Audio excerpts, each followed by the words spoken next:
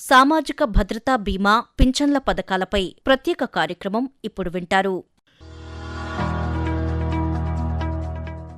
దేశంలో సామాజిక భద్రత అనేది ప్రతి పౌరుడి ఆర్థిక, సామాజిక రక్షణకు కీలకమైన అంశం. ముఖ్యంగా పేదలు, మధ్యతరగతి ప్రజలు, అసంఘటిత రంగంలో పనిచేసే కార్మికులు అనుకోని ప్రమాదాలు, అనారోగ్యం, వృద్ధాప్యం వంటి పరిస్థితుల్లో ఆర్థికంగా ఇబ్బందులు పడకుండా ఉండేందుకు సామాజిక భద్రత కల్పించే పథకాలు అవసరం. ఈ నేపథ్యంలో కేంద్ర ప్రభుత్వం పలు బీమా, పింఛన్ పథకాలను ప్రవేశపెట్టింది. వాటిలో ప్రధానమంత్రి జీవన్ జ్యోతి బీమా యోజన, ప్రధానమంత్రి సురక్ష బీమా యోజన, అటల్ పెన్షన్ యోజన ముఖ్యమైనవి. పశ్చిమ బెంగాల్ రాజధాని కోల్కతాలో ప్రధానమంత్రి నరేంద్ర మోదీ 2015 మే 9న ఈ పథకాలను ప్రారంభించారు. దేశంలో సామాజిక భద్రతను విస్తరించేందుకు కేంద్ర ప్రభుత్వం ప్రవేశపెట్టిన ప్రధానమంత్రి జీవన్ జ్యోతి బీమా యోజన పీఎంజేజేబీవై, ప్రధానమంత్రి సురక్ష బీమా యోజన పీఎంఎస్బీవై, అటల్ పెన్షన్ యోజన ఏపీవై పథకాలు 2026తో 11 ఏళ్ల విజయవంతమైన ప్రయాణాన్ని పూర్తి చేసుకుని కోట్లాది భారతీయుల జీవితాల్లో ఆర్థిక భద్రతకు బలమైన ఆధారంగా నిలిచాయి. భారతదేశంలో సామాజిక భద్రత రంగంలో గత 11 సంవత్సరాల్లో ఒక విశేషమైన మార్పు చోటు చేసుకుంది. ఒకప్పుడు బీమా, పింఛన్ వంటి ఆర్థిక రక్షణ వ్యవస్థలు చాలా మందికి అందుబాటులో లేకపోయేవి. కానీ 2015 మే 9న ప్రారంభమైన ప్రధానమంత్రి జీవన్ జ్యోతి బీమా యోజన పీఎంజేజేబీవై, ప్రధానమంత్రి సురక్ష బీమా యోజన పీఎంఎస్బీవై, అటల్ పెన్షన్ యోజన ఏపీవై పథకాలు ఈ పరిస్థితిని పూర్తిగా మార్చేశాయి. ఈ 3 పథకాలు ప్రారంభమైన 11 సంవత్సరాల్లోనే 92 కోట్లకు పైగా నమోదులు సాధించడం సామాజిక భద్రత విస్తరణలో ఒక పెద్ద మైలురాయిగా నిలిచింది. ఈ 3 జనసురక్ష పథకాలు దేశంలోని పేదలు, అసంఘటిత రంగ కార్మికులు, తక్కువ ఆదాయ వర్గాలకు సులభంగా అందుబాటులో ఉండేలా రూపొందించబడ్డాయి. అప్పటి నుంచి ఇవి కేవలం పథకాలుగానే కాకుండా కోట్లాది కుటుంబాలకు అనూహ్య పరిస్థితుల్లో ఆర్థిక రక్షణగా మారాయి. इस देश को गरीब को कभी हमें बैंक में देखने को अवसर नहीं मिला. आज भी ये जो स्कीम लेकर के हम आए हैं, 80 से 90% इस देश के लोग हैं जिनको कोई इंश्योरेंस नहीं है, जिनको कोई पेंशन की संभावना नहीं. गरीबों को सहारा नहीं चाहिए. हमें हमारी सोच बदलनी होगी, हमारे कार्यकलाप बदलने होंगे, हमारे तौर तरीके बदलने होंगे. गरीबों को सहारा नहीं चाहिए, गरीबों को शक्ति चाहिए. ప్రమాదాలు, ఆకస్మిక మరణాలు, వృద్ధాప్యంలో ఆదాయ లోటు వంటి సమస్యలను ఎదుర్కొనేందుకు ఈ పథకాలు ఒక సమగ్ర భద్రతా వ్యవస్థగా పనిచేస్తున్నాయి. సామాజిక భద్రత వల్ల వ్యక్తి అనిశ్చితి తగ్గుతుంది. ప్రమాదం, మరణం లేదా వృద్ధాప్యంలో ఆదాయం లేకపోయినా కనీస జీవన ప్రమాణాలను కొనసాగించేందుకు ఇది సహాయపడుతుంది. ఇది కేవలం వ్యక్తిగత రక్షణ మాత్రమే కాకుండా దేశ ఆర్థిక స్థిరత్వానికి కూడా దోహదం చేస్తుంది. ప్రజలకు భద్రత ఉంటే వారు ధైర్యంగా పనిచేస్తారు, పొదుపు పెంచుతారు, తద్వారా దేశ అభివృద్ధికి తోడ్పడుతారు. కేంద్ర ఆర్థిక మంత్రి నిర్మలా సీతారామన్ ఈ 3 పథకాలపై మాట్లాడుతూ భారతదేశంలో సామాజిక భద్రతను ప్రతి ఇంటికి తీసుకువెళ్లే దిశగా కీలక పాత్ర పోషిస్తున్నాయని పేర్కొన్నారు.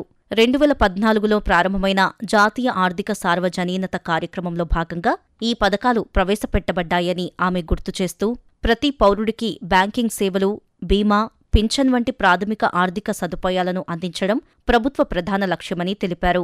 అనూహ్య ముప్పులు, నష్టాలు, ఆర్థిక అనిశ్చిత పరిస్థితుల్లో ఈ పథకాలు ప్రజలకు భరోసా కల్పిస్తున్నాయని ఆమె స్పష్టం చేశారు. ముఖ్యంగా అణగారిన వర్గాల ప్రజలకు ఆర్థిక సేవల ప్రాప్యత పెంచడం ద్వారా వారి జీవితాల్లో స్థిరత్వం తీసుకురావడమే ఈ పథకాల లక్ష్యమని ఆమె పేర్కొన్నారు. ఈ 3 జనసురక్ష పథకాల గురించి వివరంగా తెలుసుకుందాం. ప్రధానమంత్రి జీవన్ జ్యోతి బీమా యోజన భారతదేశంలో సామాన్య ప్రజలకు తక్కువ ఖర్చుతో జీవ బీమా రక్షణను అందించేందుకు రూపొందించబడిన ఒక ముఖ్యమైన సామాజిక భద్రతా పథకం. ముఖ్యంగా అసంఘటిత రంగంలో పనిచేసేవారు, తక్కువ ఆదాయం కలిగిన కుటుంబాలు మరియు బ్యాంకింగ్ సౌకర్యాలు ఉన్న ప్రతి పౌరుడికి ఆర్థిక రక్షణ కల్పించడం దీని ప్రధాన లక్ష్యం. ఈ పథకం ప్రకారం 18 నుండి 50 సంవత్సరాల మధ్య వయస్సు గల వ్యక్తులు ఇందులో చేరవచ్చు. ఒకసారి చేరిన తర్వాత వార్షిక ప్రీమియం చాలా తక్కువగా ఉండటం దీని ప్రత్యేకత.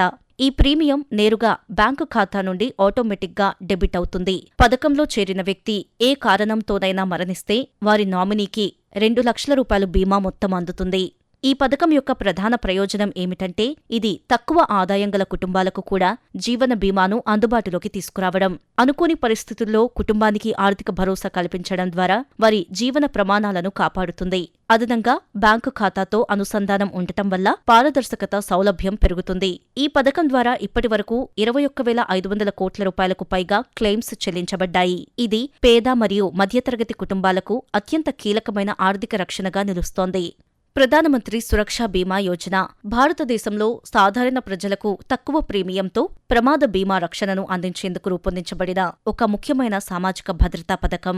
ముఖ్యంగా అసంఘటిత రంగంలో పనిచేసే కార్మికులు, తక్కువ ఆదాయం కలిగిన ప్రజలు, ప్రమాదాలకు గురయ్యే అవకాశాలు ఎక్కువగా ఉన్న వర్గాలకు ఇది ఎంతో ఉపయుక్తంగా ఉంటుంది.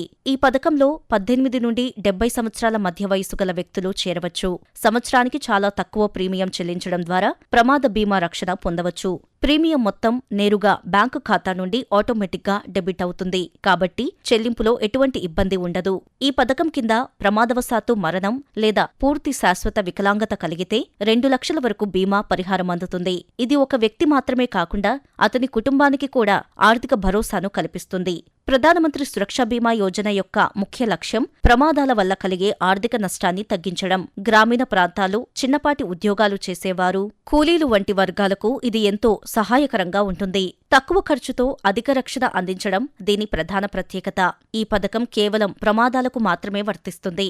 సహజ మరణం లేదా అనారోగ్య కారణాలతో జరిగే మరణాలకు ఈ బీమా వర్తించదు. అయినప్పటికీ రోజువారీ జీవితంలో ప్రమాదాలు ఎక్కువగా జరిగే పరిస్థితుల్లో ఈ పథకం ఒక ముఖ్యమైన భద్రతా కవచంగా ఉంటుంది. ఈ ప్రధానమంత్రి సురక్ష బీమా యోజన కింద 2016-17లో 3,277 క్లెయిమ్స్ నమోదయ్యాయి. కానీ 2025-26 నాటికి ఈ సంఖ్య 1,76,859కి పెరిగింది. మొత్తం క్లెయిమ్ చెల్లింపులు 3,537 కోట్ల రూపాయలకు చేరాయి. గత 5 సంవత్సరాల్లో ఈ పథకం నమోదు 2.5 రెట్లు పెరగడం గమనార్హం. అటల్ పెన్షన్ యోజన దేశంలో వృద్ధాప్యంలో ఆర్థిక భద్రతను కల్పించేందుకు రూపొందించబడిన ఒక ముఖ్యమైన సామాజిక భద్రతా పథకం. దీని ద్వారా ముఖ్యంగా అసంఘటిత రంగంలో పనిచేసే కార్మికులు, రోజువారీ కూలీలు, చిన్న వ్యాపారులు, స్వయం ఉపాధి పొందేవారు వృద్ధాప్యంలో ఆదాయం లేక ఇబ్బందులు పడకుండా ఉండేందుకు ఇది ఒక భరోసా కల్పించే పథకం. ఈ పథకంలో 18 నుండి 40 సంవత్సరాల మధ్య వయస్సు గల వ్యక్తులు చేరవచ్చు. ఇందులో చేరిన తర్వాత వ్యక్తి ప్రతి నెల లేదా త్రైమాసికం, అర్ధవార్షికంగా ఒక నిర్దిష్ట మొత్తాన్ని చెల్లించాలి. ఈ చందా వ్యక్తి వయసు, అతను కోరుకునే పింఛన్ మొత్తంపై ఆధారపడి ఉంటుంది. 60 సంవత్సరాల వయసు పూర్తి అయిన తర్వాత సభ్యుడికి నెలకు 1000 నుండి 5,000 రూపాయల వరకు స్థిరమైన పింఛన్ అందుతుంది. ఈ పథకంలో ప్రత్యేకమైన అంశం ఏమిటంటే సభ్యుడు మరణించిన తర్వాత కూడా అతని జీవిత భాగస్వామికి పెన్షన్ కొనసాగుతుంది. ఇద్దరూ మరణించిన తర్వాత చందా మొత్తాన్ని నామినీకి తిరిగి చెల్లిస్తారు. ఈ విధంగా అటల్ పెన్షన్ యోజన కుటుంబానికి దీర్ఘకాలిక ఆర్థిక రక్షణను అందిస్తుందని, బ్యాంకు ఖాతాతో అనుసంధానం ఉండటం వల్ల చందా చెల్లింపులు సులభంగా జరుగుతాయని ప్రధానమంత్రి నరేంద్ర మోదీ తెలియజేశారు. हमने एक अटल पेंशन योजना लगाई है। भाइयों बहनों, आपने कभी कल्पना की थी कि हमारे देश का किसान 60 साल के बाद उसको पेंशन मिल सकती है? घर काम करने वाली महिला 60 साल के बाद उसको पेंशन मिल सकती है? भाइयों बहनों, अगर आप 20 साल की उम्र के हैं, 25 साल की उम्र के हैं, 30 साल की उम्र के हैं और अभी से आप पैसा जमा कराना चालू करोगे, जितना जमा कराओगे उसके अनुपात में 60 साल की उम्र होने के बाद आपको पेंशन मिलना शुरू हो जाएगा। सरकार उस पे पैसे डालेगी और आपको कभी बुढ़ापे में किसी के पास हाथ फहराने की नौबत नहीं आएगी। आपका बुढ़ापा भी सीख जाए और आप जो पैसा जमा कराएंगे, आपके स्वर्गवास के बाद वो पेंशन आपकी पत्नी को मिलेगा। आपकी पत्नी के स्वर्गवास के बाद वो पैसा जितना है करीब करीब 8 लाख रुपया आपके बच्चों को वापस दिया जाएगा। आप कल्पना कर सकते हैं एक एक जीवन सुरक्षित बनाने के लिए किस प्रकार से काम किया जाता है। इन काम को लेकर के हम चले हैं। ఈ 3 పథకాలు దేశవ్యాప్తంగా విశేష స్పందనను పొందాయి. గణాంకాలు ఈ పథకాల విజయాన్ని స్పష్టంగా ప్రతిబింబిస్తున్నాయి.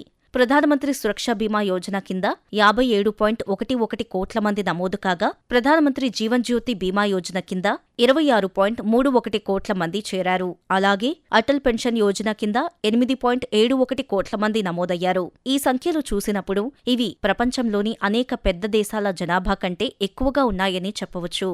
ఇవి కేవలం సంఖ్యలుగానే కాకుండా దేశవ్యాప్తంగా ఆర్థిక భద్రతపై ప్రజల్లో పెరుగుతున్న అవగాహనను కూడా సూచిస్తున్నాయి. బీమా క్లెయిమ్ల పరిష్కారంలో కూడా ఈ పథకాలు గణనీయమైన ప్రగతి సాధించాయి. క్లెయిమ్ ప్రక్రియను సరళీకరించడం వల్ల లబ్ధిదారులకు త్వరితగతిన సహాయం అందుతోందని అధికారులు చెబుతున్నారు. ఈ పథకాలలో మహిళలు మరియు గ్రామీణ ప్రజల భాగస్వామ్యం కూడా గణనీయంగా ఉంది. ప్రధానమంత్రి సురక్ష బీమా యోజనలో 72% మంది గ్రామీణ ప్రాంతాల వారు కాగా 50% మహిళలు ఉన్నారు. ప్రధానమంత్రి జీవన్ జ్యోతి బీమా యోజనలో 74% గ్రామీణ ప్రజలు, 53% మహిళలు ఉన్నారు.